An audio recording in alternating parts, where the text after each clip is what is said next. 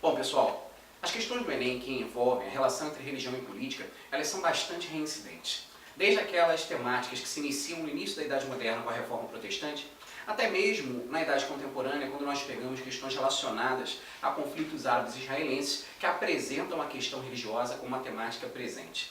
Bom, a gente vai começar fazendo uma questão aqui que se inicia falando da vinda do Papa à América Latina, o Papa Francisco, que substituiu o Papa Bento XVI. Vamos então ao texto da questão? O Papa leva a Igreja à periferia em sua primeira viagem da América Latina.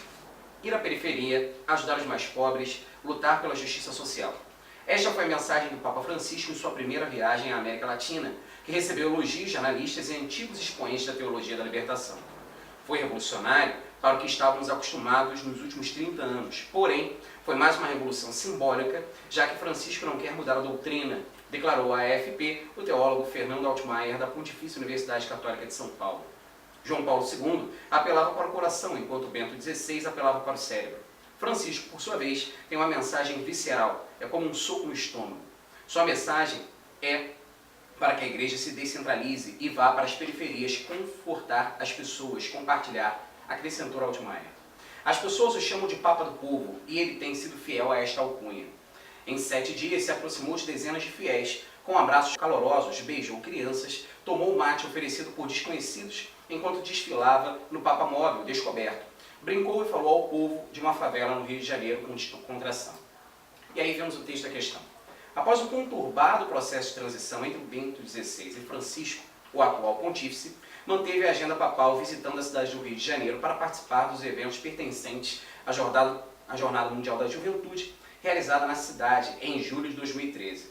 Sempre sorridente e solícito, Jorge Mário Bergoglio cativou milhares de fiéis com suas recorrentes quebras de protocolo e informalidades, contrastando com seu antecessor, Joseph Ratzinger.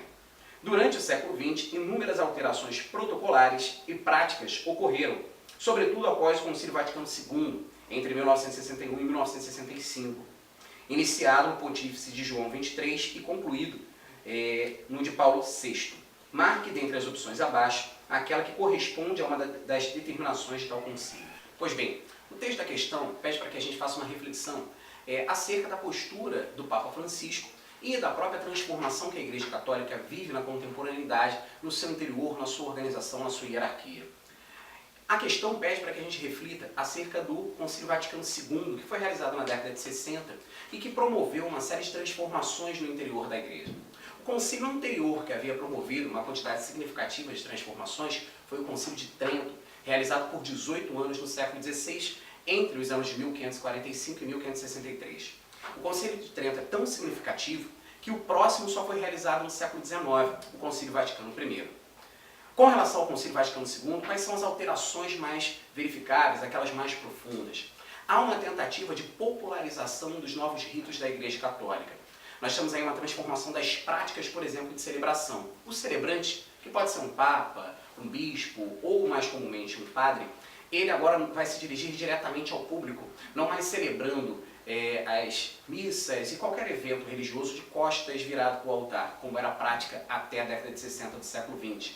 Outra transformação importante, a adoção do vernáculo, da língua nacional. A utilização do latim ainda era uma prática até a década de 60, e a partir de então, as línguas nacionais, no caso do Brasil, por exemplo, o português, passou a ser a linguagem oficial a ser utilizada nas celebrações. E um dos elementos de maior importância é a atração de leigos para a participação dos rituais, inclusive eucarísticos. A participação de pessoas não iniciadas na vida religiosa, que não tivessem a formação religiosa, ela passa a ser uma atuação, digamos assim, no auxílio das funções das celebrações. É comum hoje encontrar nos rituais católicos pessoas que participam, sendo, por exemplo, ministros de Eucaristia, que apesar de não terem formação religiosa, auxiliam um celebrante durante aquelas práticas.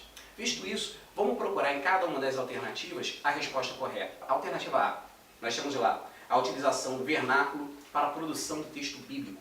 Alternativa B, a reativação do Index Librorum Prohibitorum. Alternativa C, utilização do vernáculo nas celebrações religiosas. Alternativa D, negação da existência do limbo. Alternativa E, extinção do Tribunal do Santo Ofício. Pois bem, aquela que corresponde às atuações do Concílio Vaticano II se encontra na alternativa letra C, a utilização do vernáculo nas celebrações religiosas. Ele já era utilizado no texto bíblico e foi inserido nas celebrações religiosas a partir do Concílio Vaticano II. Letra C é o nosso gabarito.